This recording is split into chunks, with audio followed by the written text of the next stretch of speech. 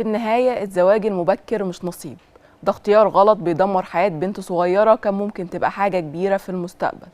كل مرة بنت صغيرة بتتجوز في روح بتتكسر وحلم بيتدفن وفي مستقبل بيتسرق باسم العادات والتقاليد. بس يا ترى العادات دي أهم من وجع البنت الصغيرة؟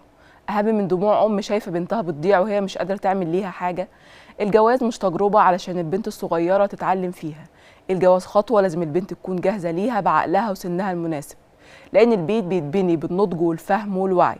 البنت اللي لسه مش فاهمة يعني إيه مسؤوليات ما ينفعش نحطها فجأة في حياة كلها مسؤوليات وبعدين نلومها لما تقع أو تتألم. الستر الحقيقي مش في ورقة جواز، الستر إننا نحمي الطفلة من إنها تبدأ حياتها غلط، وفي أب وأم بيحافظوا على بنتهم مش يسلموها للوجع. الستر الحقيقي إننا نحافظ على طفولتها لحد ما تكون إنسانة ناضجة وعارفة تاخد قرارها بنفسها، علشان لما تتجوز تكون عارفة يعني إيه مسؤولية. وافتكروا دايما إن زواج القاصرات مش قدر مكتوب، ده قرار غلط ممكن يمحي مستقبل كامل.